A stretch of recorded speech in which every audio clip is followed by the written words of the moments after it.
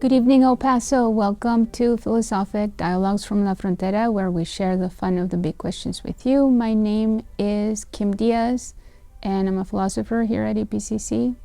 My name is Jules Simon. I'm a philosopher at the University of Texas at El Paso. And today we have the pleasure of having Professor Mark Norbeck as our guest. Professor Norbeck was born in Cleveland, Ohio, but grew up in El Paso, Texas. He graduated from Parkland High School in 1973 and attended the University of Texas at El Paso, where he received a Bachelor of Arts in Sociology and a Master of Arts in History.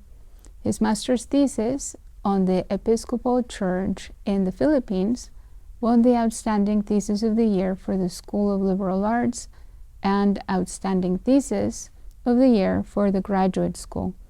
After graduation, he felt called to the ministry in the Presbyterian Church, and he attended Princeton Theological Seminary and earned a Masters of Divinity and a Masters of Theology, specializing in ecumenism and missions.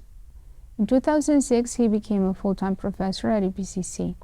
His area of research interests are American church history, American history during the Progressive Era, history of Episcopal Church, history of the Presbyterian Church, and the history of the Christian missions.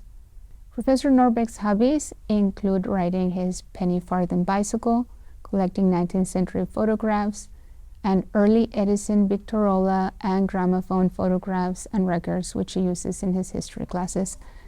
Thank you for joining us. Well, thank you. It's nice to be here. Thank you very much. And you brought along some show and tell stuff. Yes, I did. I always do show and tell. Maybe we should start off that way, It's a little description of what Professor Norbeck brought here. Well, one thing you guys were asking me was, what is history? Is one of the very first things. Carl Becker was a president of the American Historical Society in 1931, and he wrote very simply that history is a memory of things said and done. But I like another definition that David McCullough, he's a prominent author and narrator of a lot of the PBS films, he wrote an excellent thing that I just love. He said, "I love to tell a story, and I particularly love to tell a true story of what really happened to real people who are as alive and as human as we are." And I think that's the reason for the artifacts. Quite frankly, they tell a story, and they help me tell a story to my students. Just to point out a few, I've brought today something very interesting. It's an old letter. It's a legal document from 1792. Wow. And being from New Jersey, I found it in New Jersey and in Cranberry, New Jersey, at an old bookstore they used to have there. And what it is a letter or a summons that being petitioned by a man named Negro Jim. Negro Jim was sold into Pennsylvania to one of his masters, and he has been enslaved. But now it is 1792, and he wants his freedom. And he's asking that his present master put up the money so he can go to court to sue for his freedom. And it's signed, pray be, Negro Jim, no last name. As far as that's interesting, because Pennsylvania was the very first state in the Union to declare slavery illegal. But they chose for a gradual emancipation process. And this gradual emancipation said that all slaves are slaves for life if you already have them here. But any slave born after 1780, are going to be free when they turn 28. So it's a gradual emancipation. There was a big debate about it, and they're not freeing all their slaves, even though a lot of people want to free all the slaves, because they are very close to all the southern states. And the revolution is still going on in 1880. And they need the southern states' support. They need each other. So they're not going to make anybody mad. And so the result is they've gone with this compromise position. But then in 1788, they changed it a bit and said nobody can take their slave, especially if they're a pregnant slave, and take them to another state to have this so they can sell the baby as a slave. And then they've got other rules that if after 1788, you've got to be able to, there's new emancipation rules. And so he's thinking that maybe these new emancipation rules would apply to him and he can be finally a free man. So I like to take that out in classes. And when I take it out in classes, I want the lawyers, the would-be pre-law students to be interested in this. We can actually go to the internet and we can look up the laws of Pennsylvania and when they freed their slaves and what were the stages. He might be trying to get on a technicality because there were 14 provisions within that. So I think he's looking for a technicality to get him out of slavery because he obviously had been a slave and he thinks it's time that he should be free. I'm not certain how old he is, but it'd be interesting to do some genealogy, find out exactly who his master was, how many slaves he had, then maybe go to the court and maybe, I've not been able to find it online yet, but maybe go to to see whether or not he was actually free. The reason I do this is that when I was doing all my graduate work years and years ago, I used to end up constantly doing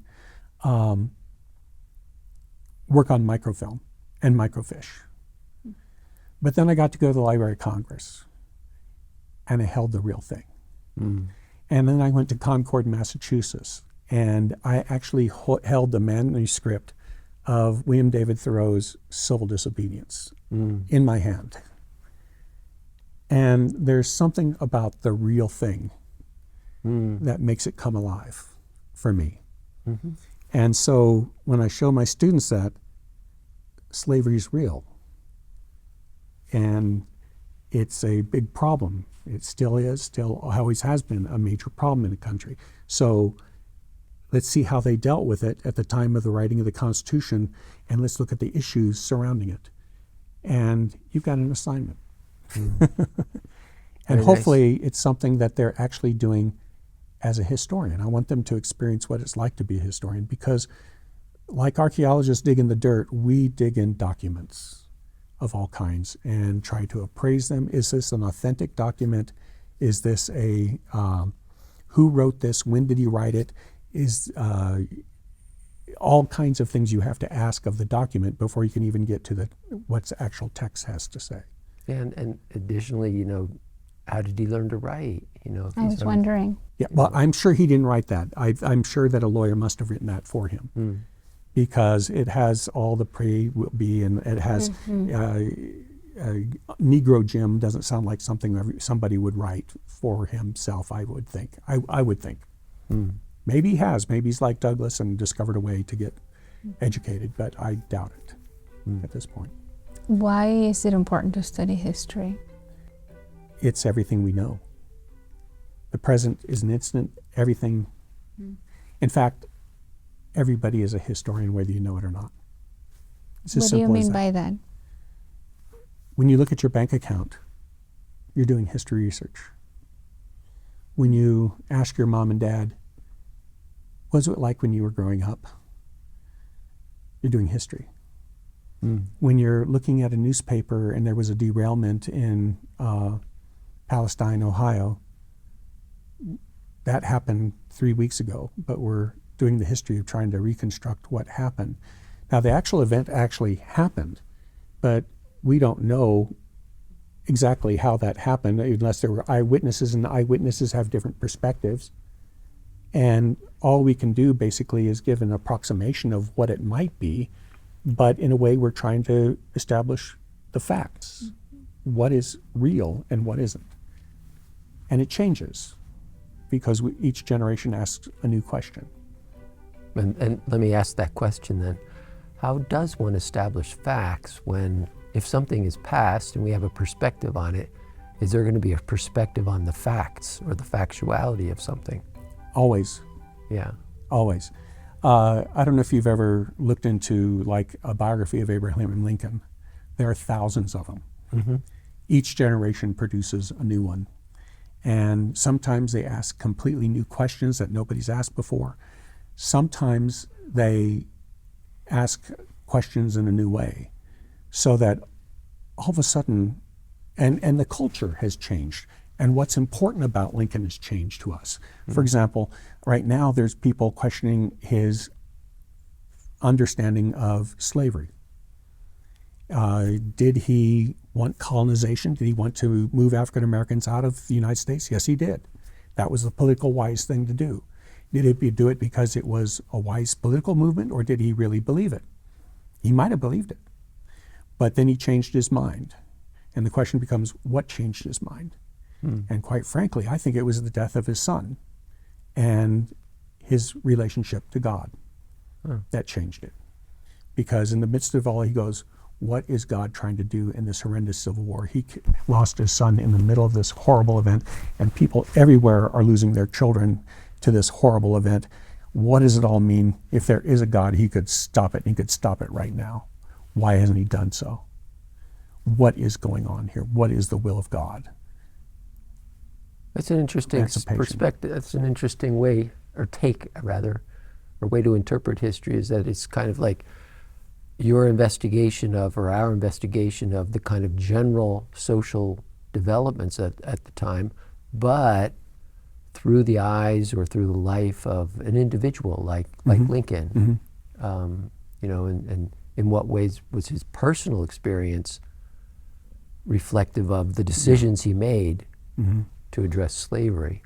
I'm relying on a professor of mine from Princeton Theological Seminary, Ron White. And Ron White, I think, really got this when he went through and looked at his personal documents and reflected, especially after his son's death, and was trying to figure out. He had a big problem because Mary Todd was going insane. She was just bereft beyond all comprehension, and he didn't have time to deal with her. And yet he was trying to grieve on his own, and yet every day he looked at casualty reports and trying to figure out what he's going to do with this horrible event. And what Ron White did is he went back and looked at some of his personal reflections that were never meant for any kind of publication, but just musings, really. And in doing so, discovered that this man who had had really no use for the church for the most part, although read the Bible I don't know how many times, but no use for the church, all of a sudden listened to this minister who buried his son and the sermon, and wanted to know what the will of God was for his son, for him, for the nation. I find it fascinating because if you look at the second inaugural address that is on the Lincoln Memorial, it's the best theology of the Civil War. Amazing stuff. Well, no, I want to ask you to go deeper into your appreciation of history. How did you come to work on history in the way that you do? When I was a little boy, my grandfather gave us one of these, a stereoscope. And for those of you at home, this turns a photograph that's exactly the same. You put it in here, you put it up to your face, and then you slide it back and forth, and it makes a 3D image. My grandfather gave us one. And it was all about the Philippines and other things from all over the world. And I would sit there for hours going through these. And it was a way to look into the past. And I think part of it, too, is it came from my grandfather. And my mother and father were youngest children of large families. My grandfather was born in the 1880s, and he died when I was in college as an old man in his 90s. But I was living in Texas, and he lived in Ohio, and I never got to know him like I wanted to.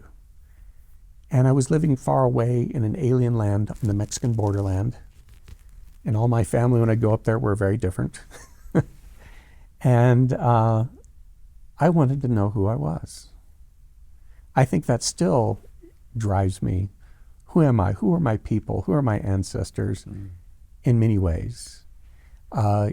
You got to be careful when you do that, though, because you find that There was, I think, in the Atlantic several years ago, an article where the person said, if you let your relatives came back to life, would you let them in your front door? You find things you probably didn't want to know as you start going through your relatives and stuff. But it's been sort of a quest of mine, and I love the 1880s all the way through the 1920s is kind of becoming the era that I really like. And I found that after a while I didn't realize it, but that's when my grandfather was alive and a young man. And I wanted to know who they were. I knew him a little, but I'd like to know more. You know, that makes sense. That's wonderful. That is wonderful. Yeah. Yeah, there's a lot. I could talk about my great-grandmother who raised me also. And it's, I feel so lucky that I got to know my great-grandmother because it's a glimpse into a long time ago. And I was real lucky that she brought me up. So yeah, just to hear all the stories of how things were and how it was for women back then. How did she go through the 1910 revolution? Yeah. Absolutely. You know, I get a lot of that. One thing I do when we talk about the Mexican Revolution is I have gotten old newspapers that have Pancho Villa on the paper, or Pershing chasing Pancho Villa, or Pancho Villa dead. And that was not a true story, but it was in the paper. And so we talk about that. I put it out there. And then I always ask, in your families, who was Pancho Villa? Is he a hero? Is he a nasty man who should a villain? And it's interesting because it's still in our house he's a villain. In our house, because my great-great-grandmother had this happen to her, or my great-grandfather had this happen to her. One interesting story.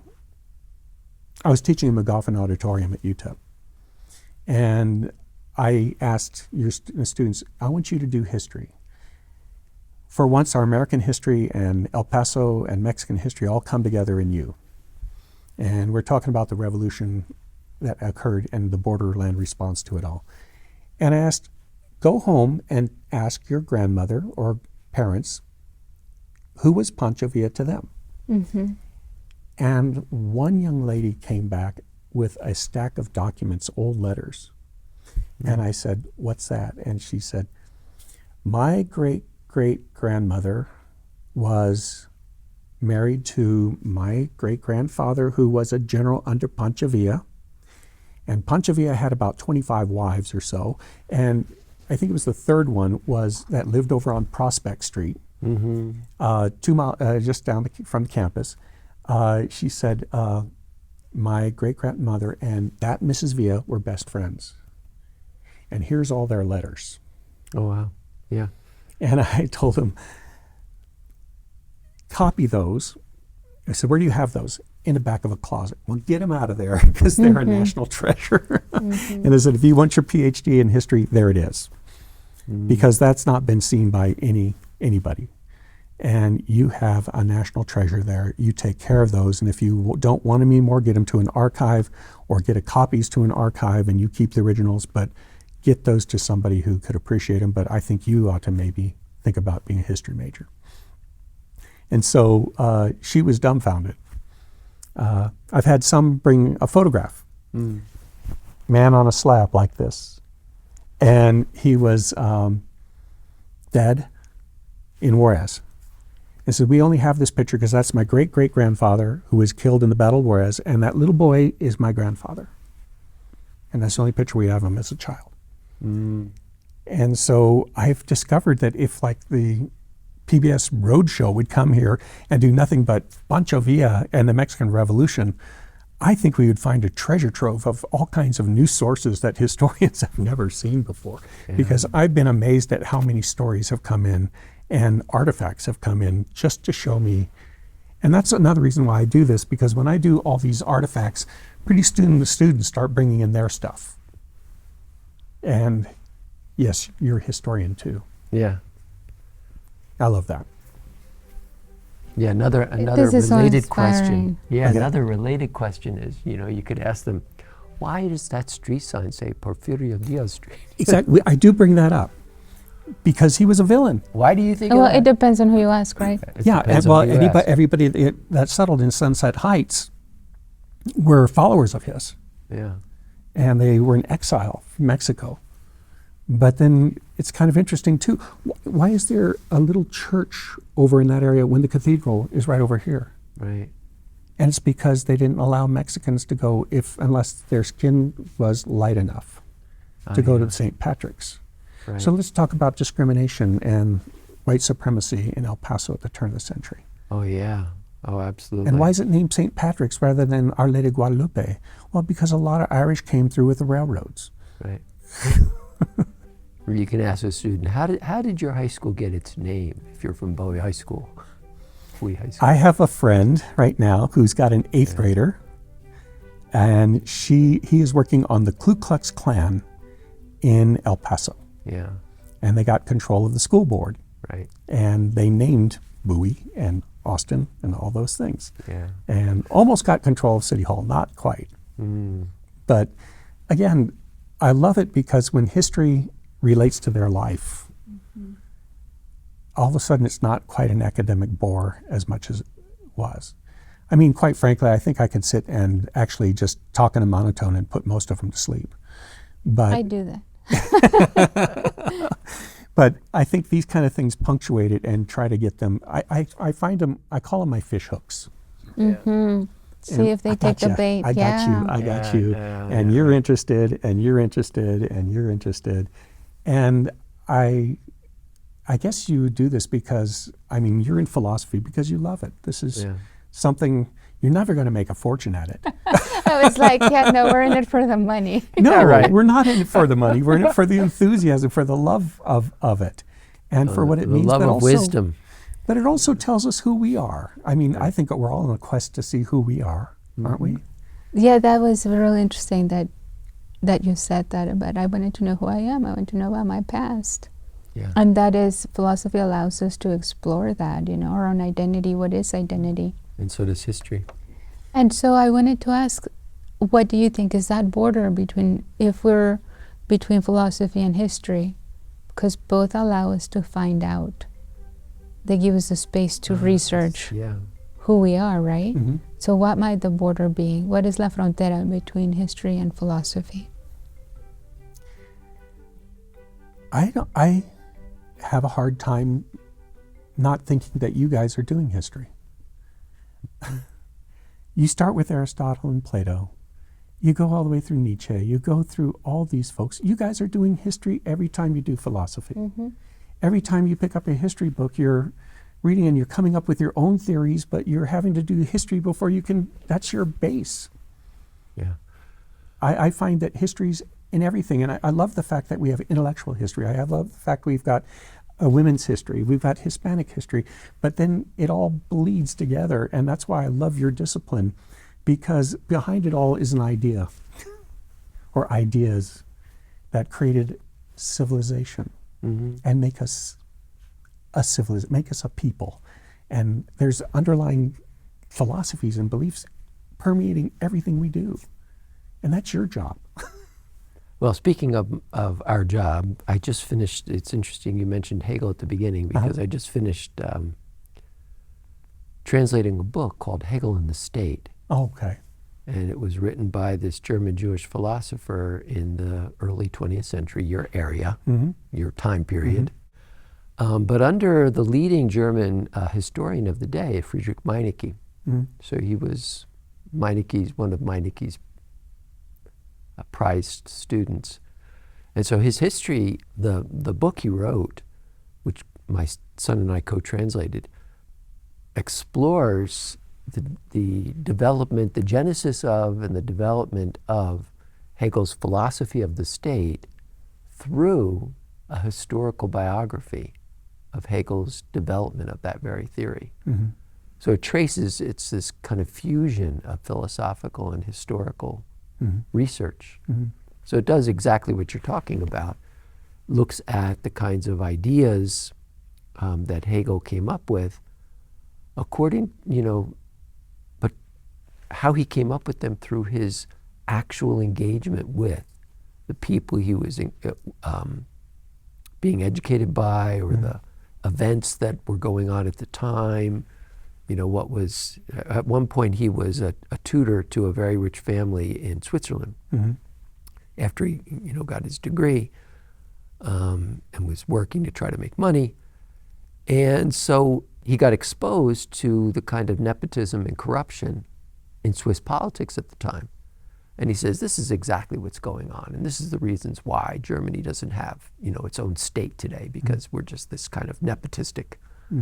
We've got the nobles just appointing their sons and family members to offices, and we're not having any kind of democratic process that goes on where there's a representative government and the different sectors. And so that kind of fusion of personal biographical development is one way that obviously you've latched onto, or you've been excited by, is a really good way of explaining general historical events. Yeah.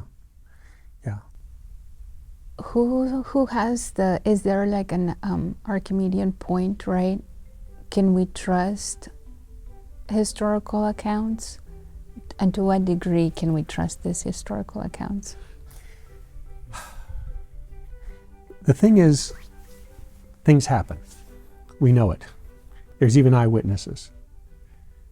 But someone was over here, someone was over here, someone was in the middle of it all. And if you ask them, they would have different accounts or nuances. The job of the historian is to sift that as best they can, but quite frankly, that's impossible, and you have to, and I think sometimes your own biases then determine what that actually meant, what actually happened. And we are biased people. We try to do it the best we can. I think that we would love to be scientists where we could go in and have a test tube and repeat the same thing over and over again, but it doesn't happen. You can see that every time you look at a bookshelf in Barnes & Noble. There are 10 accounts and different interpretations. All we can do is try to give it our best shot. It's not an exact science. I'm sorry. I wish it was. But we can make up the best that we can. For example, I was looking at, I've not read Nietzsche in years, but his whole idea of God is dead. And then you have Darwin come in and prove with his natural selection and all these things, and basically blows away many of the old views of the authority of Scripture. Okay? And then Nietzsche says that we have the right to not listen to authority and monarchies anymore, and we have the right to this new time of being able to renew man and do it in our own way without a God. God is dead. And then he starts to try to create his own faith. And I would argue that if you want to understand Adolf Hitler or Mussolini and others that have tried to rebuild Western civilization, they've all been trying to create their new faith based upon principles without God, at least the old vision of God. And so I find that fascinating to me, because you want to say, you're looking at World War II, or you're studying World War II, and you think, why in the hell did Hitler do what he did? How did this man come to being? What was in the German psyche that would do that? And then I try to sometimes look at English philosophers and how they thought, what's going on with these Germans? And then the Germans and Americans doing the same thing, going, reject the Bible? Oh my God, no. And it's a fascinating world. It's an interesting phenomenon to think about competing accounts. But I think that kind of the nuance of Kim's question is how do we arbitrate between those different accounts? What serves as a standard then for following this account versus that account? But I mean, and I could follow up with the next question, which is, can historians ever be objective? Which you said no, not really. But would we want them to be? Really? Well, the thing is, we are supposedly trained to try to be as objective as we can. That's our ideal, but it all bleeds. I mean, the fact that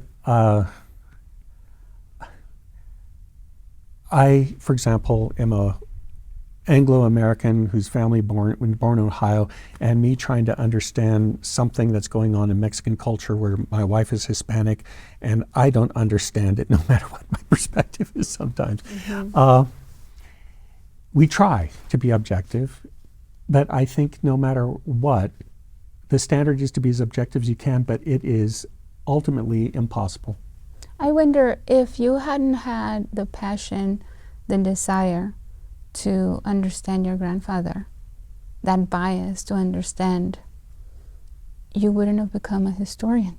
No. Right? If No. it was all objective and you were just doing research for the sake of doing research, you wouldn't have been called to do history in the way that you do it, even, right? Well, that's true because there's a story involved. Mm-hmm. And I guess I like, one of the reasons I think literature is something I really missed the boat on. But literature is a story. And I'm interested in stories. And I'm interested in real people telling their story as best I can. That's all I can do. Mm-hmm.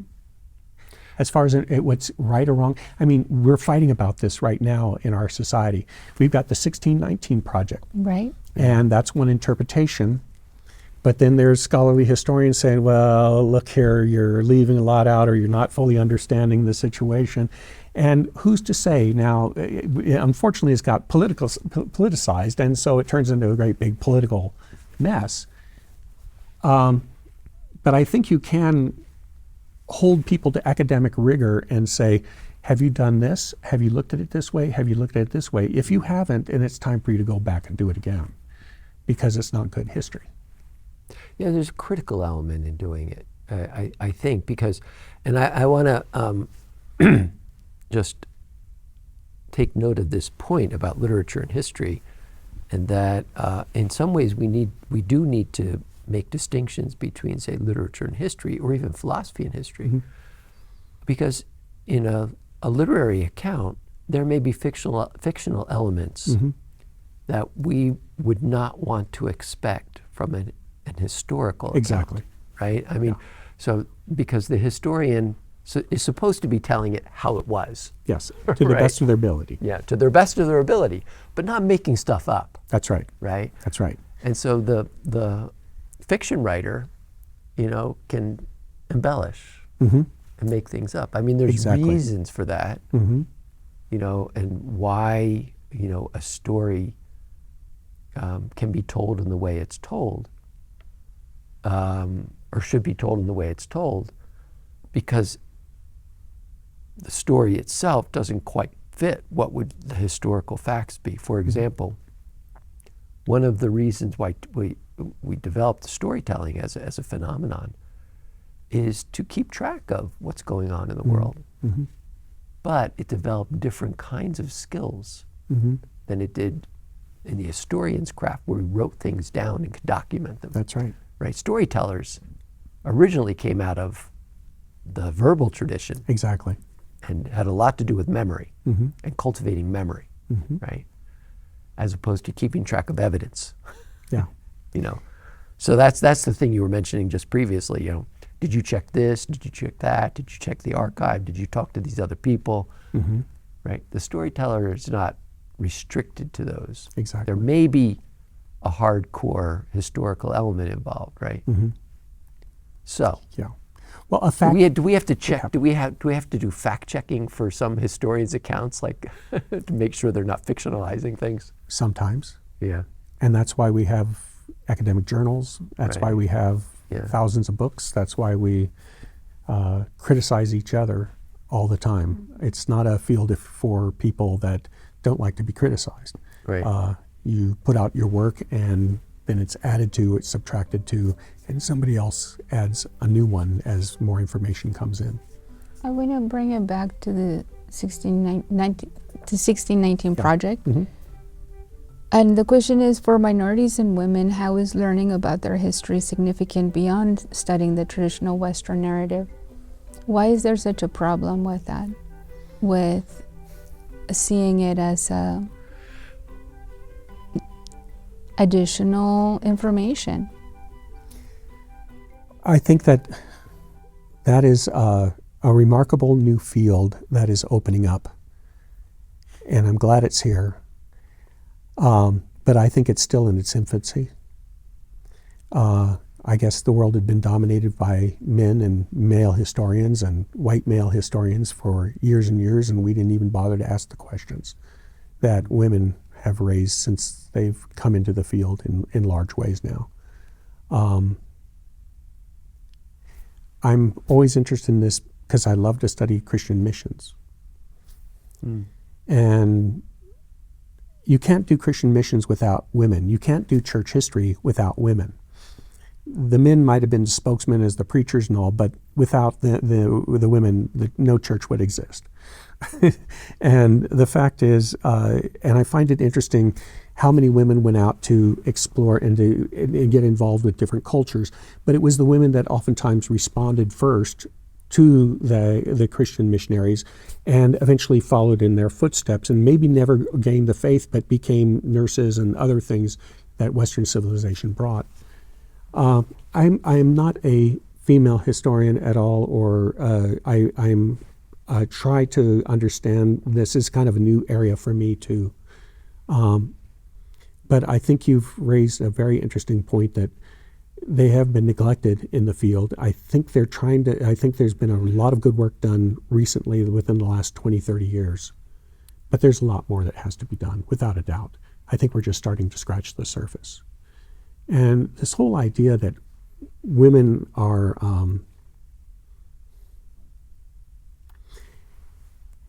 have value, that women have minds, that women have significance in society besides being a cook or raise a child, is a little new in that. This is Godey's Lady's Book from 1866. It's got etchings in it. It's got hairstyles and bonnets in it. It's got the latest fashions. A lot of times Edgar Allan Poe and other major authors are printed in it. The editor is a woman, which is very unusual at the time, Sarah Hale. She did a poem that all of us know. Do you know what it is? Mm-mm. Mary had a little lamb, its fleece was white as snow. Oh, how about that? And it was first printed in this. The purpose of a woman is to suffer and to be silent under that suffering. 1833. Mm. And yet the woman who published it is breaking boundaries. And later on this book is going to change and bring in other things as the feminist movement begins. And then we've got other books. This is an early Cosmo. Mm-hmm. Uh-huh. There's nothing about dating or anything of that nature. It was a hard-hitting thing, but it was for women. And one thing I love to study too is the Gibson Girl. I make my students do the Gibson Girl. Mm. And she was an illustration that was drawn by this amazing man named Charles Dana Gibson. He drew rich, beautiful women. But he always had a commentary underneath, a sort of a sarcastic thing in which he was pushing for women's rights. Mm. And we've got to remember that 1920s women got the right to vote. That wasn't that long ago. Mm-hmm. And the modern feminist movement only began in the 1970s. It was resurrected after sort of a lull. So it's new, but it's amazing for me to go back and look at, really, they thought of women like this? I mean, quite frankly, this is a woman in a bathing suit. Right. This is hot. And if you were to show just a little bare ankle, that's pornography. So you're absolutely right. But I think it's kind of an interesting history to look at the history of women and how they were perceived, what did they do, and how they've worked to get out of that. And there's been some amazing women, Elizabeth Cady Stanton and all these people that have worked for this and still work for it. I mean, it's a fascinating new field that I wish women would get even more excited about, that we're doing some fantastic things there. And we've got some fantastic professors at UTEP that are females. Cheryl Martin was one of mine in a school, that one of my first history professors that was female. And oh my God, she's wonderful. Opened up my mind to so many other things. And I was just a stupid old white man that didn't know any better. Yeah, I when I first started working at UTEP, the professor who had occupied the office right next to mine was Charles Martin. Mm-hmm, mm-hmm. So before he moved over to the history office complex, he was in Worrell Hall for a long time. Yeah. And he did some interesting things in history. He did sport in history. Yes. Which I thought was fascinating because I'm a big sports aficionado. Okay. So we would talk sports, and he would bring all kinds of interesting examples in. I'm glad you decided to do that. Here is an early football team from 1900. Why did men play football after the Civil War? Because their fathers and grandfathers went off to war, and a lot of them came home and said, despite all the hardships, despite everything, the war made me a man. Mm. Brother B. Hayes was shot 5 times, became president of the United States, and yet he said the Civil War is the greatest time of his life. Mm. And the generation after that, 1870, 1880, 1890s, they didn't have a war to prove their manhood. Yeah, that's an interesting. So men have to prove point. There's something called muscular Christianity at this time, where there's this effort to stop feminizing the church. And men have to go out to become strong men to conquer the nation and go conquer the Philippines and other places. And you have this muscular idea, and to be a man means to be strong.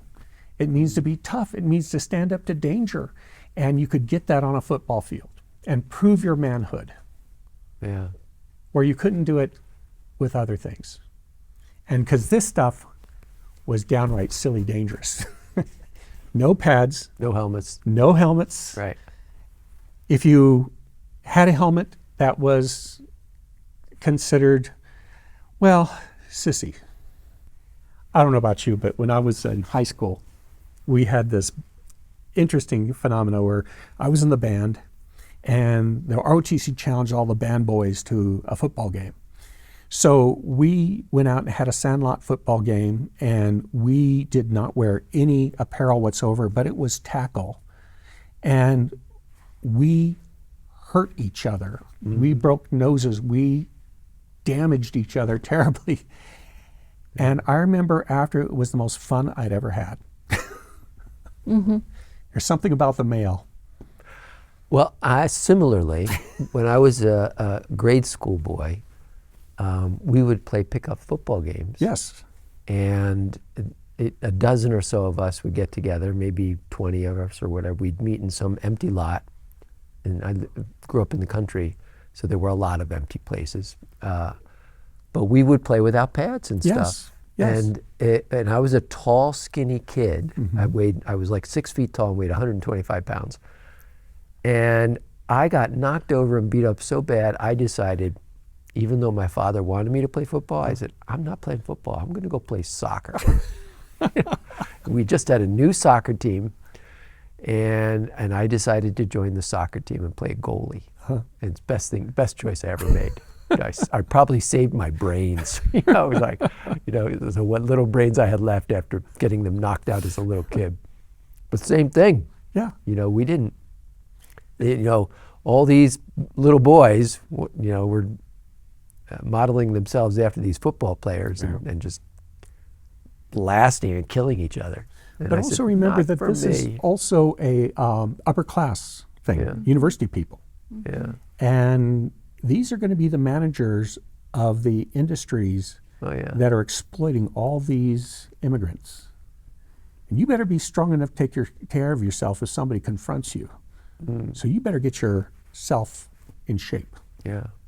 You know what you're doing. You know you're exploiting these people. And so you better be ready to deal with it. Let me come back to that. Okay.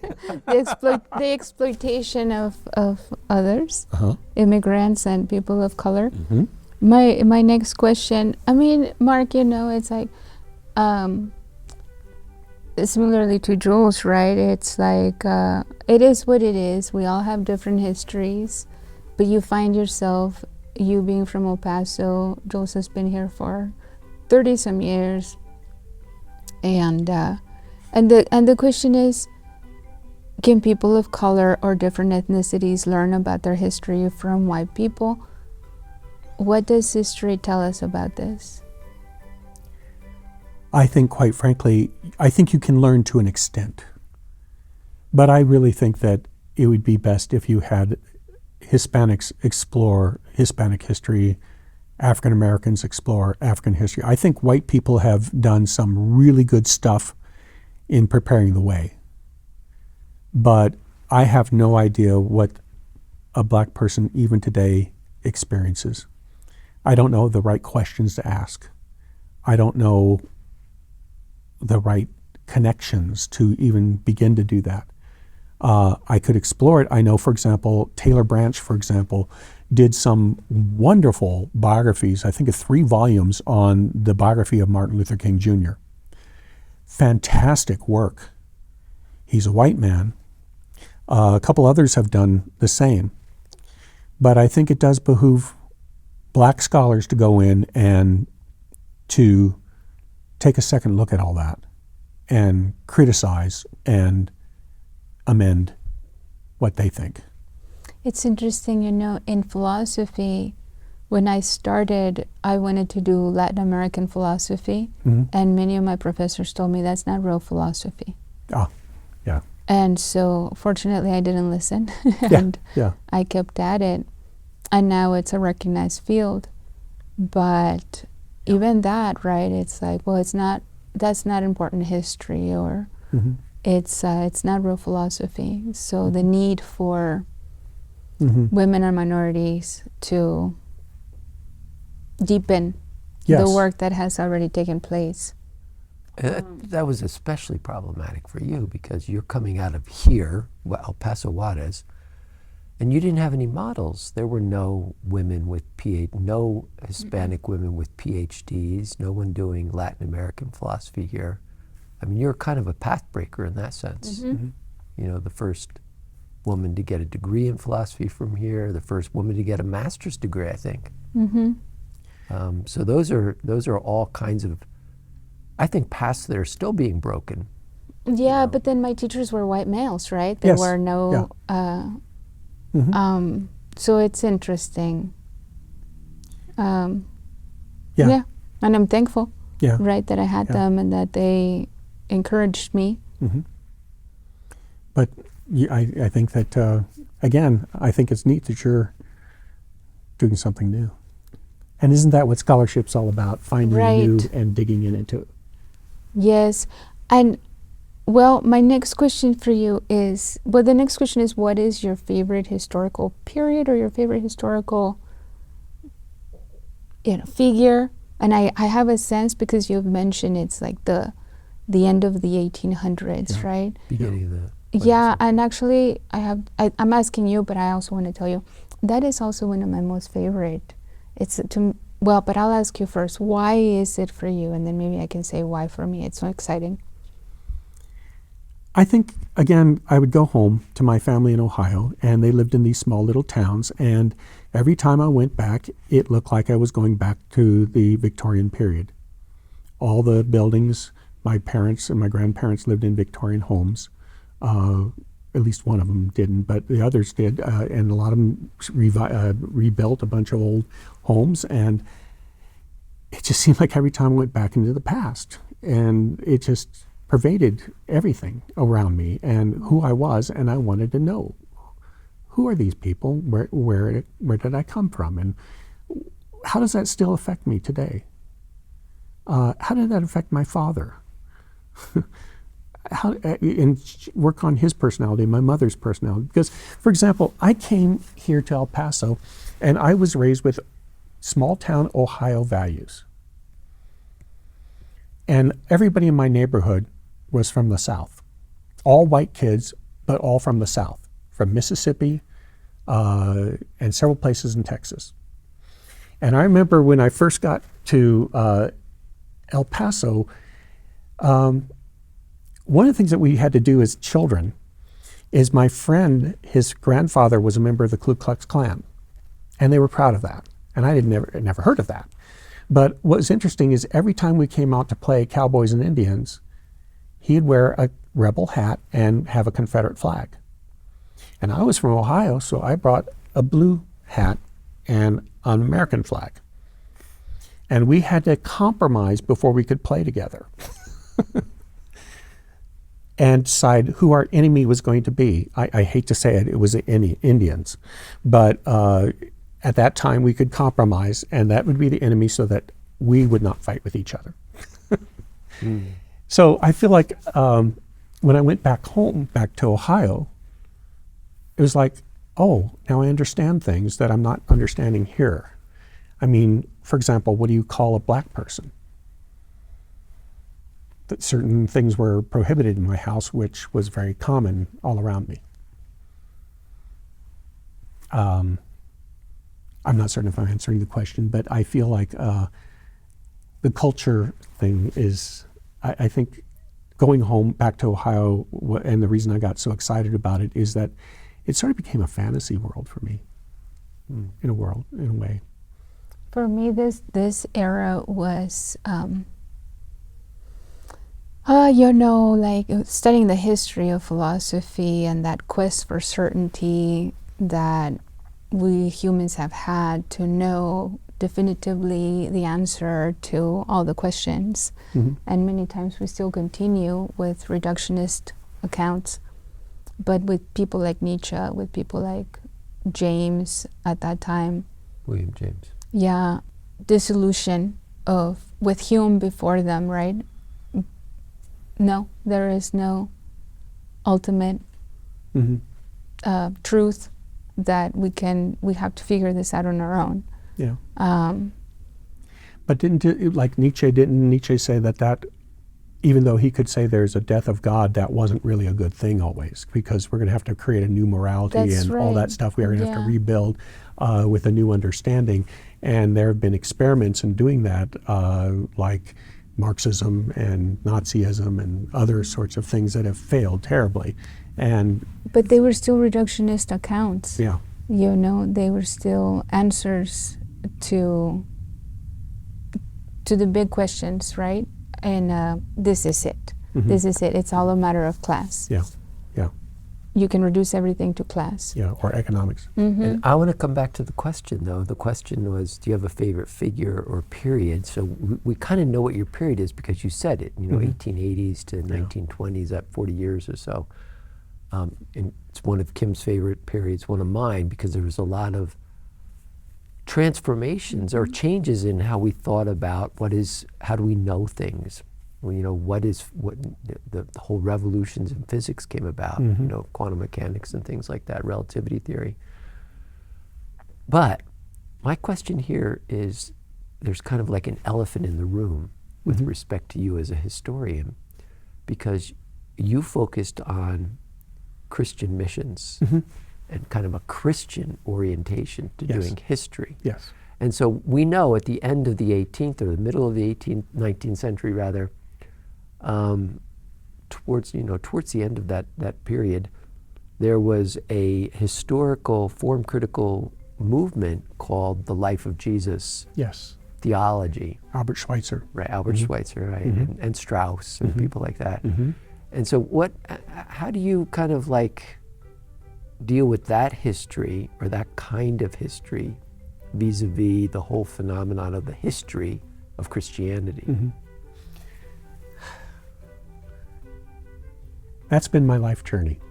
All right, that's a really good thing. That was a great answer. That's my life journey. Yeah. When I went to UTEP, I found I've gone to Princeton and I went to General, and they were brilliant professors, but UTEP professors, the history department there, were the best teachers I've ever had. And they lit something in me that I didn't know was there. But